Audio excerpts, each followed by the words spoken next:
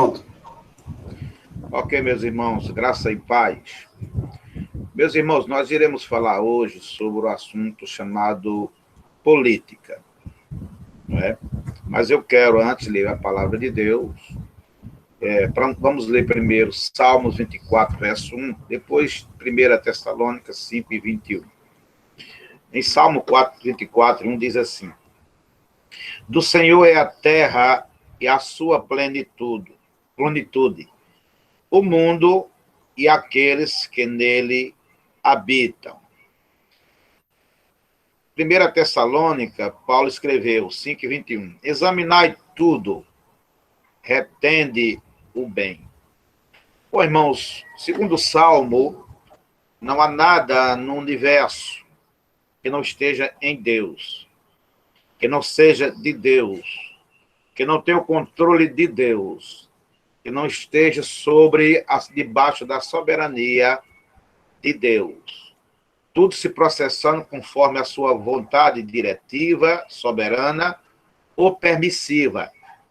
Tudo está em Deus, ponto. É isso que a Bíblia nos fala, nos explica e nos deixa muito claro. Isso significa dizer, irmãos, que tudo que acontece, tudo que está na história, né, está debaixo do controle da vontade de Deus, seja esta, como já falei, permissiva ou diretiva, né, mas aí está. E isso tudo que nos rodeia-nos com a permissão de Deus, não é? E ponto. Paulo fala, examinar de tudo e retendo bem. É bem verdade que esse texto, quando Paulo falou isso, escreveu, está no contexto dos dons espirituais, no contexto das profecias. Paulo está dizendo que tudo deve ser julgado, examinado, não é? E depois de examinado, a gente fica com o que é bom e deixa o que não presta para lá. Evidentemente que nós podemos aplicar isso para o que vem aos nossos ouvidos e aos nossos olhos. Nós somos pessoas que Deus nos criou com a capacidade de examinar, de julgar, de observar. E, queiramos ou não, muitas coisas nos vêm mesmo quando a gente não quer, não é? Quantas pessoas, às vezes, nos trazem uma notícia que nós não gostaríamos de ter ouvido, de ter tido conhecimento, mas veio. O que vai fazer com isso? Você examina. Você examina e você retém o que é bom e o que não presta, você descarta. Não é? Queiramos ou não, meus irmãos, nós vivemos no mundo político. A política é uma realidade. As pessoas dizem assim, religião, política e futebol não se discute. Bom, não concordo com isso. Eu acredito que tudo pode ser discutido, tudo pode ser conversado, tudo pode ser analisado, de tudo a gente pode conversar, desde que seja em amor, não é? Com sabedoria, com respeito, não é? Então, e justiça, debaixo desses critérios, é possível você falar de tudo, você examinar tudo, inclusive a política, não é? Talvez alguns irmãos acham, pessoas, que política é uma coisa estranha à Bíblia. Não, não é, irmãos. Não seríamos até seríamos de admirar que uma coisa tão importante como a política, Deus deixasse de lado. Não. Se você observar nas entrelinhas da Bíblia, do texto sagrado, não é? Você vai descobrir que, apesar da palavra política não aparecer, de capa a capa, nós temos a Bíblia falando sobre o assunto, ela aparece. Mesmo porque, quando você observa, estuda o que significa política, a palavra política, né, vem do grego polis, cidade, que, em síntese, é o quê? Trata da preocupação de buscar um governo ideal, visando o bem de todos os povos, uma ética social. Então, a política deve definir quais são o caráter, a natureza, os alvos do governo. Isso envolve educação, leis, direitos individuais, que é educação, propriedade, coletivos, família, religião, classes, né? E relações internacionais. Né? Em síntese, irmão, a política é uma filosofia A filosofia é também uma ciência e é uma arte. Ela é filosofia porque exige a razão, o pensamento sobre isso. Ela é construída em cima de ideias. É uma ciência porque ela pode ser trabalhada, experimentada, não é? E também construída.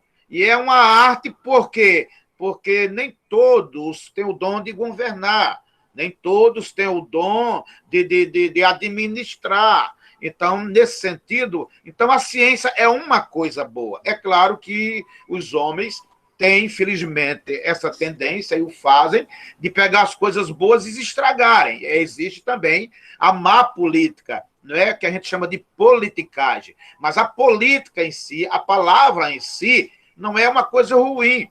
Ou seja, nós podemos dizer que, em síntese, que a política ela trata de promover, de procurar promover o bem, a segurança e a prosperidade de um povo. Então, nesse sentido, não tem nada ruim. Não é? E quando você vai para a Bíblia, você descobre, irmãos, que o nosso Deus, nesse sentido, ele é um político. Não é? E a Bíblia está cheia de política. Então, veja bem, observe bem, que quando você vai para a Bíblia Sagrada, você descobre que Deus é um rei. E ele tem súditos, e ele tem um lar, que é o céu, e ele tem anjos, tem um exército de anjos, e que ele é Senhor absoluto de tudo, e com sabedoria, poder e sua lei, e suas leis, ele governa de mar a mar, e todos lhe devem satisfação, e todos dependem dele, e todos precisam dele, não é? E você vai descobrir na Bíblia que no fim ele vai colocar como governador universal, ele vai governar, vai colocar tudo no seu lugar. E aí você chega na Bíblia, você encontra homens de Deus como políticos, né, como José, governador do Egito, Daniel, em Babilônia, Neemias, né, também foi governador, reis como Davi, Salomão e outros. Não é? Jesus instruiu os discípulos a pagarem impostos. Não é? Paulo fala em honrar e sermos submissos às autoridades, e enfatiza que essas autoridades foram instituídas por Deus. Você vai ver Jesus falando sobre pagar impostos em Mateus 27, 22 e 7, e Paulo falando sobre a necessidade de nós nos submetermos às autoridades e dizer que até que elas foram constituídas por Deus, ou seja, elas estão aí porque desde o mais raso soldado ao presidente da República ou um rei de uma nação, todos estão lá com a permissão, no mínimo com a permissão de Deus, não é? E por isso eles são autoridades, veja bem, dentro do consentimento de Deus, no mínimo. Então não há pecado algum, né, em política. E alguém pergunta, um crente pode ser político? Um crente pode falar de política? Você, quando faz uma coisa dessa, uma pergunta dessa, você responde debaixo de outra pergunta muito simples. A Bíblia proíbe, a Bíblia diz que é pecado. Se a Bíblia não diz que é pecado, então acabou aí. Ponto final. Pecado é roubar, seja lá em qualquer situação, até como político. Então, o que é que significa dizer, irmãos? Então, eu me sinto à vontade para falar sobre esse assunto, não é para os irmãos, acho necessário, não é uma temática que está na Bíblia, apesar de que eu não ter a palavra técnica, que é política, e nós vamos tratar desse assunto, não sei se em 2 domingos ou 3 domingos, mas nós iremos tratar com muito temor, com muito cuidado, não é? Tendo sempre a Bíblia como a luz tendo a Bíblia como a luz, não é? A base para o que nós vamos falar aqui. Muito bem, então vamos lá. Olha só, irmãos, quando a gente trata de política, antes eu vou dar um apanhado histórico, né? Então a política é um dos 6 ramos tradicionais da filosofia clássica. Ou seja, daquela filosofia clássica que se encontra nos 3 grandes filósofos, principalmente, né? Aristóteles, Platão e Sócrates. Sócrates, primeiramente, depois Platão, depois Aristóteles. Então, um dos 6 ramos tradicionais, que são a lógica, a ética, a estética, gnoseologia, epistemologia, metafísica e política. Há outros ramos da filosofia, mas essas são as clássicas. Há outros ramos da filosofia, como a biologia, a religião, a sociologia, a medicina, a história, a ciência, etc. Muito bem. Então, olha só, política como palavra técnica, ela apareceu com Platão. Platão foi o primeiro que escreveu sobre isso. Platão é considerado o pai da política, porque ele desenvolveu uma extensa teoria política, apesar de ter sido discípulo de Sócrates. Sócrates não escreveu nada, mas Platão colocou a ideia de Sócrates junto com a dele, não é, numa teoria. Numa teoria muito extensa, né, que ele tratava de diálogos, no seu livro que nós temos já, República. Então, veja bem, esses 6 ramos tradicionais da política têm sua origem nesses 3, Sócrates, Platão e Aristóteles. Pois muito bem. Para a gente ter uma ideia de política, eu preciso primeiro passar essa questão histórica para os irmãos. Então, nesses sistemas, ideias políticos, né, ela se desenvolveu na história. Então, primeiro vem o platônico, né? Como já disse, tem sua base em Sócrates. Essa teoria de Platão tem como base, ele desenvolveu sua teoria, né, baseado em um Estado. Vamos dizer assim, ele idealizava um Estado, né, em que a educação separaria as classes, cada um em sua função própria e importância. Essa era a ideia, vamos dizer assim, platônica, a ideia platônica. Né? Então, veja bem, na primeira classe dos filósofos, né, essa seria a mais importante, seria quem encabeçava, vamos pensar assim. Então, nesses filósofos, Platão e Sócrates, a ideia é a seguinte, seria, primeiro vinha a classe dos filósofos, no sistema platônico. Então, a primeira classe é a classe dos filósofos. Essa seria a classe mais importante, né? Seria a classe que encabeçada por um rei filósofo. Esse rei filósofo seria esses filósofos, ou seja, os filósofos seriam os governantes, é o que estariam no poder. Por quê? Porque esta é a classe que trabalhava com a razão, com a inteligência. Não é? Platão herdou de Sócrates esse elitismo político, né? Que defendia a intelectualização da democracia. Para eles, o direito ao voto era somente dos filósofos. Não é? E por quê? Porque eles julgavam, Platão julgava, que o julgamento popular se deixava levar pelas aparências. Então, para eles, só quem devia votar eram os filósofos, na teoria de Platão. Aí vem a segunda classe, que era a classe dos guerreiros, né? A classe dos corajosos. Era a classe daqueles que iriam trabalhar na defesa e na segurança das pessoas. A terceira classe, né, desenvolvida na teoria de Platão, era a classe dos artesãos, dos comerciantes, dos agricultores, ou seja, essa classe ia dar provisão. Então, veja bem, para Platão, a ideia de política é essa. Era um país organizado por 3 classes. A classe dos pensantes, que era a classe dos filósofos, a classe dos guerreiros, que defendiam e davam segurança, e a classe dos trabalhadores, que daria a provisão. Cada indivíduo teria a sua ocupação, contribuindo para o bem comum. Observe aqui uma coisa, preste atenção. Quando se fala em política, se fala naquilo que existe para o bem de um povo. Então, quem pensar em política tem que pensar no povo, tem que pensar no conjunto. Não pode pensar em si mesmo. E aqui está um dos grandes problemas da política, que quando uma pessoa se apropria da política pensando em si, já começou errado. A política existe para o bem dos povos, de um grupo, de uma raça, vamos dizer assim, daquele povo que se organiza em algum lugar. Continuando, muito bem.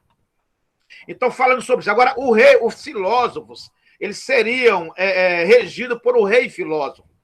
dentre os filósofos, quem deveria ser o rei filósofo seria aquele que tinha sido treinado, ou mais treinado, para se tornar o mais inteligente. Então, os filósofos deveriam, entre eles, escolher o mais inteligente, o mais poderoso e o mais justo dentro deles, não é? Separado para de uma menor envergadura popular.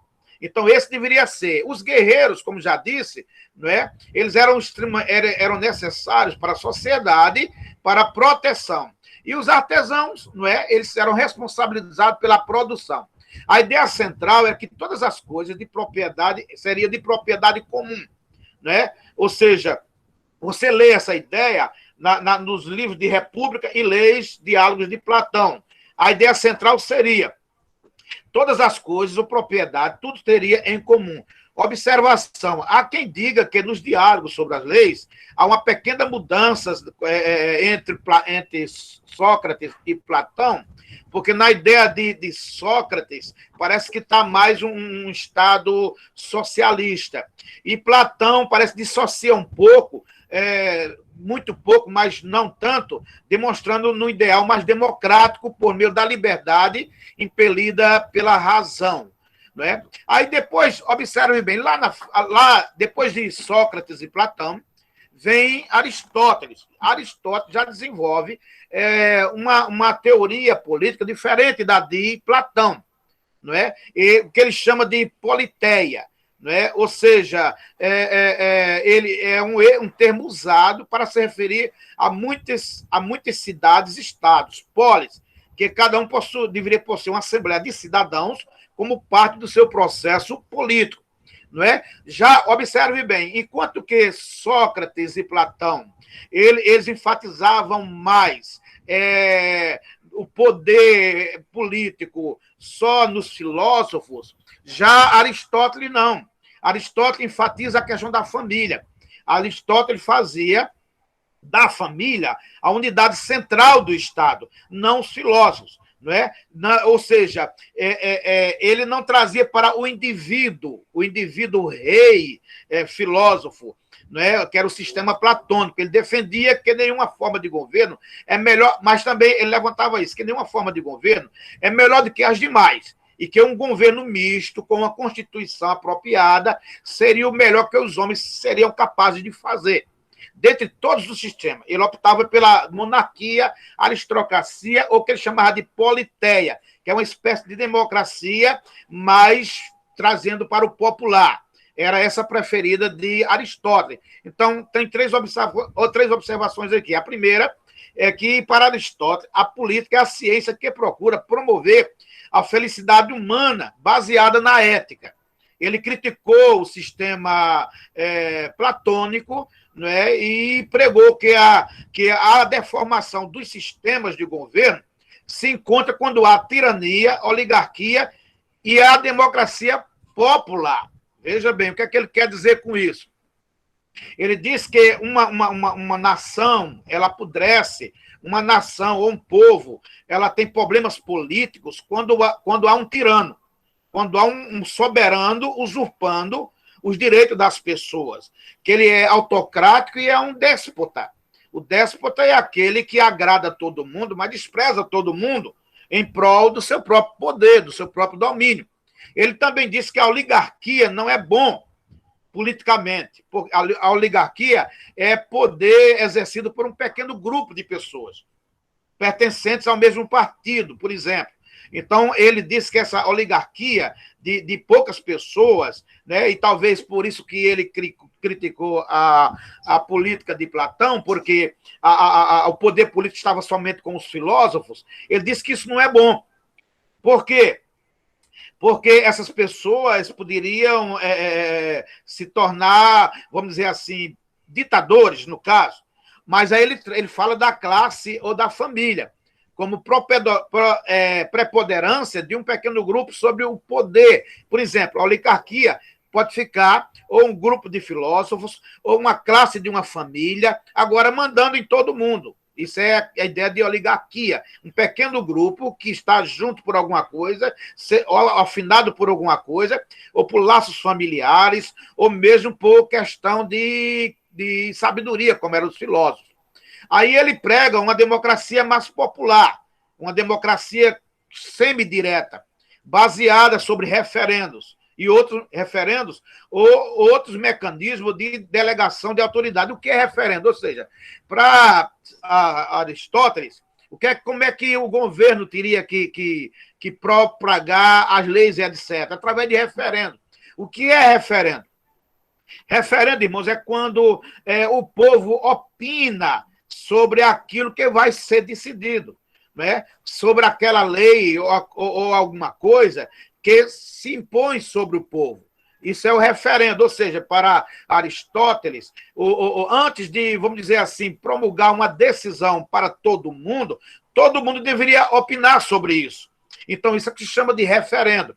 Então, aqueles que estão no poder deveria disponibilizar o que eles queriam para o povo, para o próprio povo, para que o povo opinasse. E o que o povo decidisse, então, agora se tornaria a lei, se tornaria a norma, se tornaria a regra. Não é? Então, muito bem. Continuando. Depois de Aristóteles, nós podemos assim dizer, quem veio depois? Depois de Aristóteles, o que mais se saiu na situação, então foi na Idade Média. Né? Ou seja, na Idade Média, o que é que aconteceu? Influenciado por Agostinho de Hipona. Então, observe, depois de Aristóteles, quem mais influenciou a política no mundo foi Santo Agostinho, Agostinho de Hipona. Agostinho desenvolveu também uma teoria. A teoria de Agostinho era semiteocrática. Como era assim? Ele dizia que tinha duas autoridades, a Igreja e o Estado. Né? O Estado deveria estar debaixo da orientação da Igreja. E isso preponderou-se, irmão, de Agostinho até a Idade Média. Você vai ver até a Idade Média a Igreja decidindo tudo. Os reis precisavam se aconselhar com a Igreja, no caso, o Papa, vamos dizer assim. É bom que se diga que no pensamento de Agostinho, não era exatamente uma pessoa decidindo pela Igreja, mas Agostinho tinha em vista a palavra de Deus. Ele entendia que Deus é a vontade soberana. Então, quem estivesse na política tinha que ter cuidado para alinhar o seu governo com a palavra de Deus. Infelizmente, houve uma deturpação disso e depois esse poder ficou na mão só de um homem chamado Papa. E isso proponderou-se, foi até o final da Idade Média. Né? E isso trouxe muitas complicações. Por quê? Porque o Estado deveria estar debaixo da orientação da Igreja, mas a Igreja era compreendida como aquela pessoa que chamava o Papa. Então, essa relação durou mais ou menos uma média de 1000 anos. Depois de Agostinho, depois de 1000 anos, apareceu um sujeito chamado Maquiavel. Maquiavel reclamou, né, a supremacia do Estado. Ele entendeu que o Estado tem que ser preservado por qualquer meio possível. Para Maquiavel, agora, a ideia de Agostinho é rejeitada, Deus não tem nada a ver com isso, é o Estado agora que deve ter a soberania, não é? A soberania de todas as coisas. Ele trouxe ideias complicadas para isso, não é? E quem lê o livro de Maquiavel sabe como ele é maquiavélico mesmo. Depois vem um outro indivíduo que influenciou muito, chamado de Hobbes, conhecido por Hobbes, Thomas Hobbes. Ele trouxe de volta as ideias de Aristóteles. Aí ele vem e ressuscita de novo a ideia de Aristóteles, não é? E ele fala sobre monarquia, aristocracia ou a democracia. Não é? Ele trabalha em prol dessas três coisas, monarquia, aristocracia ou democracia. Depois de Hobbes veio Kant, Immanuel Kant. E Immanuel Kant, ele trata de falar sobre a lei universal. Ele foi o primeiro a falar num governo universal. Não é? Porque ele entendia que para propagar paz no mundo e justiça, teria que ter um só governo. E ele desenvolve isso na sua teoria. Depois vem Hegel. Hegel falou no estado ideal, postulado debaixo de um silogismo. Hegel, ele criou um silogismo que era o seguinte: a tese desse silogismo era família, a antítese, a sociedade civil, e a síntese, o Estado. Ou seja, o que é que Hegel queria nesse sistema? Esse sistema tinha a finalidade última do homem, ou seja, tudo governado por o homem, debaixo do homem. E esse tipo de filosofia de Hegel tira Deus da situação. Como que o homem ele pode, por si só, sem a ajuda de Deus, como queria Agostinho, como também trouxe Hobbes, o Estado seria responsável final por isso, não é? Para que o homem tivesse um governo melhor, entendendo-se que o homem, por si só, poderia governar absolutamente sem a ajuda de Deus. Quem juntou-se a Hegel foi Karl Marx. Então, tanto que Karl Marx teve uma... Ele e Hegel, eles desenvolveram uma teoria lá na frente. Então, Marx se apropriou da tríade de Hegel, mas fez do dinheiro o fator preponderante em vez do espírito. Então, o que é que Marx falou? Marx disse que, por meio de lutas, os choques entre as classes e de triades secundárias, né, chegaria a uma triade que ele queria, que é capitalismo, socialismo e comunismo. O que queria Marx? Marx queria que o capitalismo saísse do capitalismo, entrasse no socialismo, para depois terminar em comunismo. O que é isso? A ideia é a seguinte: no capitalismo, né, tinha que abrir mão das principais ideias do capitalismo para absorver a do socialismo, para que tudo tivesse em comum. No socialismo, teria um Estado seria soberano, não é? Mas lá na frente, até o Estado ia se dissolver, porque iriam crescer nas ideias e tudo se tornaria em comum e esse seria o Estado perfeito que o homem precisaria. Não é? Agora, temos algumas observações aí. Primeiro, tanto Hegel como Marx viam o Estado capitalista como um defensor dos interesses de uma classe dominante. Ou seja, a vontade, que ele chamava de vontade da burguesia, sobre a sociedade civil. Segundo, Marx funda a Sociedade dos Trabalhadores Alemãos, depois disso, e Hegel se junta a ele. E eles unem a Liga dos Justos, ou chamada depois de Liga Comunista, que o objetivo era estabelecer um poder baseado no amor ao próximo, igualdade e justiça. Depois o movimento ficou famoso como luta de classe. Então, preste bem atenção. Parece uma ideia boa, bacana, não é? Porque o pressuposto é que, para que haja um amor fraternal e uma igualdade de justiça, tem que ter tudo em comum entre si e destruir essa classe de dominadores. Né? Marx e Hegel, eles apresentam isso no socialismo científico que desenvolveram no livro chamado Manifesto Comunista. Muito bem. Agora, irmãos, e o capitalismo nisso tudo? Observe que hoje, depois da Segunda Guerra Mundial, o mundo se dividiu entre socialista ou comunista e capitalista. Agora, os irmãos observam que eu não falei sobre o capitalismo, mas o capitalismo é um sistema político e econômico que, diferente do socialismo, defende a propriedade privada, lucros privados e a iniciativa privada dos negócios. Aqui está a grande diferença. Se o capitalismo, observe, ele visa o indivíduo que, através do seu trabalho, da sua inteligência e da sua liberdade, ele pode ter a sua propriedade, ele pode estabelecer seus lucros, não é? E criar suas iniciativas e livremente fazer isso. No socialismo, não. No socialismo, tudo é regido pelo Estado, dominado pelo Estado, não é? Propagado para buscar o bem comum de todos. Né? Então, há uma observação nisso. Não há um protagonista para a criação do capitalismo, né? Pelo fato de que sua presença na humanidade parece que está onde se pode retroceder na história. Então, retrocedendo na história, parece que sempre houve o capitalismo. Vamos dizer assim, a história mostra que as pessoas e as famílias, elas tinham propriedades exclusivas ou privadas, elas produziam bens e trocavam e comercializavam esses bens. Há casos que parecem diferenciar, como, por exemplo, tanto na América como aqui no Brasil, seus povos primitivos, ou índios, né, não tinham individualidade, individualmente propriedades, né, mas tudo pertencia à coletividade.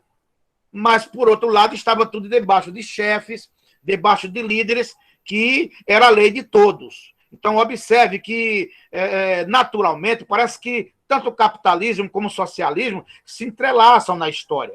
Não é? Se existia povos, pessoas que tinham propriedade, mas também tinha povos onde a propriedade era de todos. No entanto, mesmo nesse onde a propriedade era de todos, existia a lei, e a lei era um homem, era o chefe. Parece que foi a partir da Idade Média que o capitalismo agora entra em choque com os outros sistemas. Então, esse choque de sistema, capitalismo e socialismo, começa por volta do século XVII, onde o capitalismo substituiu o feudalismo como sistema econômico geral. Por quê? Porque a Igreja católica, querendo se basear nas ideias de Agostinho, terminou depravando essa ideia e se tornou praticamente dona do mundo. E aí veio aquele mundo feudal, que quem estudou a história sabe exatamente o que é isso.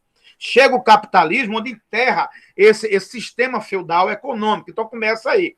Já no século XIX, é considerado a era do capitalismo clássico, com a Revolução Industrial, onde os Estados Unidos e a Europa, lá nascem grandes empresas e multimilionários. E dentro disso tudo também há abusos contra direitos individuais. Veja agora onde está o lado ruim do capitalismo. Quando a gente chama de capitalismo selvagem, desonesto, quando, muitas das vezes, as coisas e indivíduos se sobrepõem sobre a maioria, de maneira a abusar sobre os direitos humanos. Em 1917, com a Revolução Russa, o capitalismo é desafiado. Aí vem o que nós falamos, Karl Marx. Marx aparece no cenário, fala contra desigualdades e injustiças da livre iniciativa e prega a intervenção do Estado, dizendo que o capital deveria visar o bem político e não de alguns.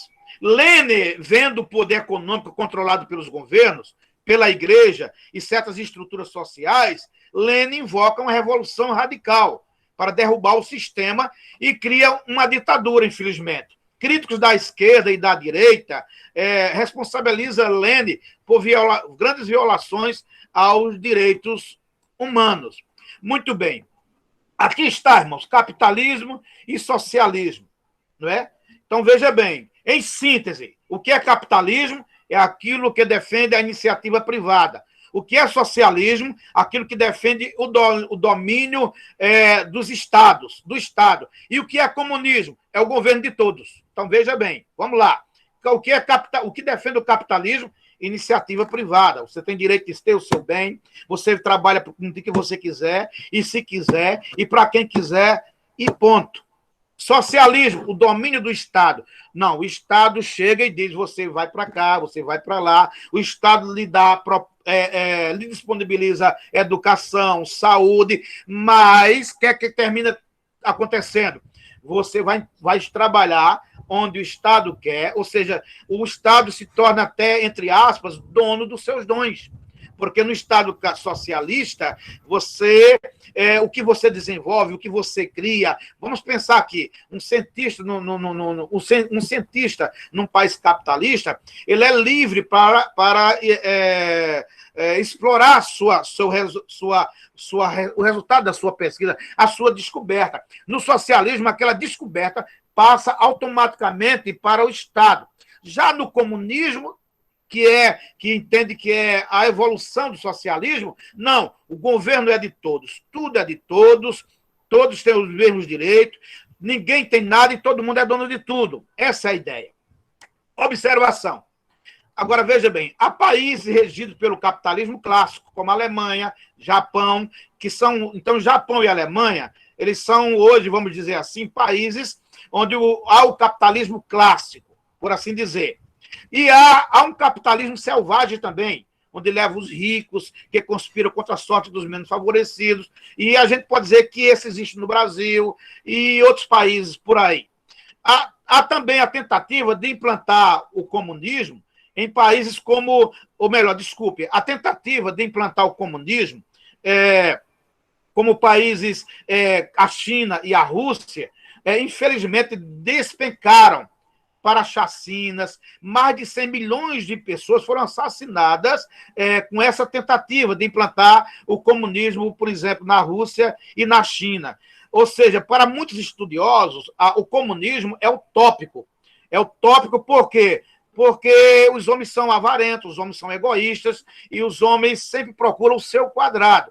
Parece que não se encontra em um país, não se encontra hoje um país em que haja de fato comunismo, como protagonizado por Marx e Engels, né? Aquilo que a gente chama também de comunismo clássico. Agora, em 1985, o governo chinês declarou que o comunismo não era mais viável como sistema econômico para satisfazer as necessidades do povo chinês.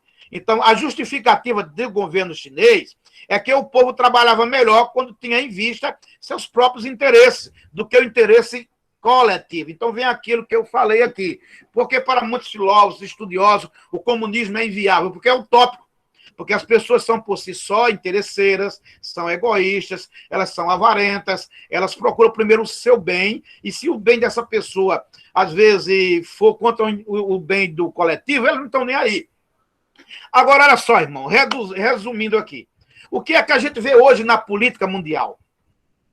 A gente vê na política mundial hoje, cada vez mais, países se adaptando a esses dois sistemas de governo. A gente vai ver em países, em empresas capitalistas, né, empresas capitalistas, em países capitalistas, promovendo maior participação dos seus operários, né, nas vendas, na participação dos lucros, né, nas suas ações. Isso já é, em síntese, uma ideia lá do comunismo, ou do socialismo, vamos por assim dizer. E a gente vê em países socialistas que, para melhorarem a sua produção e a qualidade dos seus produtos, eles injetam normas capitalistas. Isso é notadamente hoje visto na China. A China hoje é um país socialista, mas que injetou muitas normas capitalistas na sua indústria, nos seus trabalhadores. A observação, irmão, final é o seguinte: o capitalismo foi importante para reparar os males sociais e econômicos da Idade Média. Não é? Então, veja bem, na Idade Média, o capitalismo veio e extinguiu o feudalismo, que era uma exploração de pequenos grupos ou pessoas, não é? Contra os pobres, contra aqueles que não tinham quase nada. Já o socialismo e o comunismo foi importante para uma meia solução para os males sociais e econômicos dos governos que a gente chama de cesaristas, ou monarcas, imperadores russos, que eram déspotas, ditadores e escravagistas. Então, observe, o socialismo na Rússia extinguiu os imperadores, esses monarcas que eram ditadores, não é? Agora, que observação nós tiramos geral disso? Preste atenção, tanto socialismo como comunismo são sistemas humanos. O que significa isso? Não podem jamais serem perfeitos. Então, quem prega perfeição em socialismo, em capitalismo ou em comunismo vai perder tempo. Por quê? Porque são sistemas humanos. Todos têm seus pontos positivos e todos os dois têm seus pontos negativos. Terceiro, nenhum deles pode atingir a perfeição. Por quê, irmão? Porque o protagonista é imperfeito. O problema, observe bem, o problema nem é tanto capitalismo, nem socialismo. O problema foi Lenin, o problema foi Bush, e por aí vai. Estão criando teorias que não podem serem perfeitas, então não pode ser tudo absolutamente perfeito. Agora, observe, os abusos precisam serem corrigidos nos países. Os abusos precisam serem evitados. E a gente sabe que, por exemplo, num país democrático, ou que quer ser bem democrático como o nosso, esses abusos, os abusos de quem está no poder, só pode ser corrigido pela população. Como? Através do voto. Somente a população, através do seu voto, pode corrigir os abusos que são feitos nas políticas, seja ela em qualquer sistema. Não tem outra saída. Para isso, o povo. Agora, para que o povo faça isso, precisa ser educado. O povo precisa. Por isso que é importante estudar sobre política. Por isso que é importante esse assunto. Por quê? Porque, queiramos ou não, irmão, tudo a política está envolvida. Se você está comprando alguma coisa, financiando alguma coisa, adquirindo alguma coisa, postulando alguma coisa no mundo físico, tudo isso a política está envolvida. Porque tudo isso tem a ver com o bem-estar do ser humano. Não é? Mesmo assim, irmão, tudo só acontecerá relativamente. Qualquer melhora que vá ter em qualquer mundo, em qualquer país, isso será relativo. Por quê? Porque quem conhece a Bíblia sabe que somente o reinado de Cristo vai trazer verdadeira solução política, social e econômica. Aí sim, a sua Bíblia e a minha Bíblia ensina que Jesus virá para reinar por 1000 anos. E pelo que nós vemos na Bíblia Sagrada, durante esses 1000 anos, vai ser um reinado de equidade. Equidade é justiça e paz. Enquanto não tivermos, irmão, o reinado daquele que manda de mar a mar, enquanto Deus permitir que os homens governem, quando a gente vai ter paz, não terá justiça. Quando tiver justiça, não terá paz. É assim, é isso que acontece, tanto nos países comunistas, como nos países socialistas. Essa que é a verdade. Agora, quando a Bíblia diz que quando Jesus reinar, aí sim, o que é que vai acontecer? Aí haverá paz e justiça. Por quê? Porque quem está reinando é aquele que é imperfeito, é aquele que é eterno, é aquele que é poderoso, é o absoluto em todas as coisas, e com ele estarão quem? Os salvos. Os salvos, e uma parte desses salvos estarão com o corpo glorificado, já estarão em estado de glória. Então, veja a diferença. Aqui está. Agora, irmão, o que é que a gente vai fazer agora? Vamos para o cristianismo bíblico e a política. Como nós podemos ser cristãos e sermos políticos? O que é que a Bíblia como a Bíblia nos direciona para tudo isso? Como já falei para os irmãos, política está na Bíblia, de capa a capa, como já expliquei na introdução. Então, observe. E quando você vai para a Bíblia, você encontra na Bíblia princípios capitalistas e princípios socialistas. Por exemplo, o capitalismo, em seus princípios básicos e sem seus abusos, concorda com as ideais cristãos, que é liberdade, propriedade e prosperidade. Veja um texto que está em 1 Reis 4:35. E Judá e Israel habitavam seguros, cada um debaixo da sua videira e debaixo da sua figueira, desde Dan até Berseba, todos os dias de Salomão. Observe o que está dizendo. Aqui está defendendo a propriedade particular. A debaixo da sua videira e da sua figueira simbolizam aqui debaixo da sua terra. Você vai ver Moisés distribuindo a terra para as tribos de Israel. Mas não é só isso. Você vai ver o próprio Deus foi quem criou, irmão, a primeira escritura de uma terra. Ele deu todas as demarcações de uma terra e disse que seria do povo de Israel. Veja bem, há uma terra na Bíblia que é particular, é privada do povo de Israel. E você vai ver entre esses povos, ou seja, você vai ver as tribos, cada um recebendo a sua parte da sua terra. Isso é propriedade privada. Isso é o que prega o capitalismo. Cada um tem direito de ter a sua propriedade privada. Não é? Você vai ver nos 10 mandamentos, no 4º mandamento dos 10 mandamentos, não é? Observando os bens privados. Não cobiçarás a casa do teu próximo. Ou seja, a casa do próximo é do próximo, não é tua. É dele, é privado, é particular. Ou seja, ninguém cobice o que é do outro, porque do outro é. Não diga que aquilo que é do outro é seu, porque não é. Isso daí, meu irmão, é o que defende o capitalismo. Agora, entenda-se, o capitalismo que não o selvagem, não o capitalismo desmandado, não o capitalismo sujo ou com a politicagem. Então, observe, a Bíblia defende muito bem, quem planta tem direito de colher. Isso é princípio capitalista. Mas aí também tem na Bíblia, irmão, as iniciativas sociais do socialismo. Você vai ver em Levítico, Deuteronômio, toda uma legislação para defender os direitos dos pobres.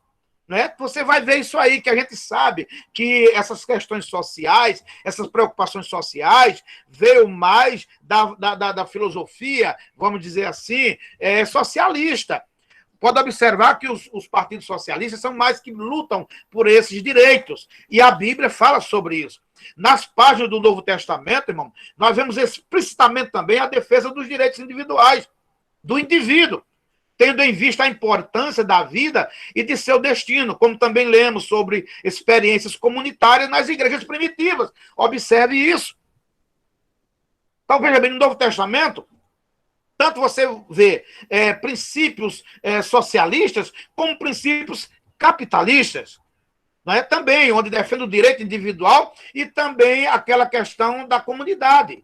Você vai ver em Atos 4:32, quando Ananias ele disse que vendeu por tanto, não é? E ele ia dar aquela parte dele para a comunidade, mas observe bem que Pedro disse, né? Disse que era dele, observe bem, ele podia fazer o que quisesse com a propriedade, ele nem precisaria trazer dinheiro nenhum para a igreja da propriedade, o que ele não podia era mentir para aquela igreja. Então, observe, irmão, você vê na igreja primitiva essas experiências comunitárias, voluntárias, motivadas pela pobreza forçada, devido à perseguição que a igreja passou, não é? E em Atos 5:4 você vê isso. Mas Pedro enfatiza a Ananias. A propriedade era tua. Né? No Novo Testamento, irmão, também vemos combates ao capitalismo selvagem, como também a desconsideração pelos direitos do indivíduo, a escravização dos pobres pelos ricos. Você lê Tiago, você vai entender isso. Né? Tiago bate fortemente naqueles ricos da igreja que não menosprezavam os pobres. Então, você vai ver tudo isso no Novo Testamento. Você vai ver o Novo Testamento falando contra a avareza. Jesus combate isso de maneira ampla e muito forte, né? Exaltando o amor entre os povos. Ora, se eu quero bem ao meu semelhante, eu quero o bem dele. Eu não posso estar tomando o que é dele. Pelo contrário, eu até vou usar o que é meu para ajudar aqueles que eu amo. Então, veja bem, Jesus também ensina que o Estado não é a última palavra. E Pedro diz isso. Pedro foi chamado a atenção pelas autoridades para fazer a obra de Deus. Pedro diz, espera aí, pode parar aí. Eu considero o Estado, vocês são autoridades, mas espera aí. Entre obedecer o Estado e Deus, eu fico com Deus. Então, veja bem, isso já mostra a distinção, a Bíblia já prega, já ensina a distinção entre Estado e igreja. Não é? A reforma protestante, irmão, também foi uma revolta contra instituições que estavam esmagando os indivíduos. Não é? Agora, o que é que acontece? E aí fica, irmão, a lição. Olha, uma busca pelo materialismo, qualquer pessoa que se envolver numa busca pelo materialismo, sem se importar, irmão, se o fazem por motivos capitalistas ou por motivos socialistas. Mas uma busca desenfreada pelo materialismo, meu irmão, é um abandono da essência de seu próprio ser, né? E de Deus. Esse sistema se tornou incapaz de satisfazer as necessidades e desejos comuns dos outros, seja ele capitalista ou socialista, desde que um capitalista ou um socialista, veja bem, ele se desembanca para o seu particular, para um enriquecimento desonesto, para um poder desmandado. Isso vai contra o próprio ser humano e contra Deus, que essa não é a ideia. É aí onde vira politicagem. Né? Essa necessidade de desejo comuns a todos, é assim que uma sociedade, irmãos, onde políticos ou as pessoas que estão no poder se desinteressam pela necessidade de todos, começa a experimentar uma politicagem injusta. Não importa o sistema que seja. A verdade é que, por causa da imperfeição humana, seus sistemas promovem também desigualdade.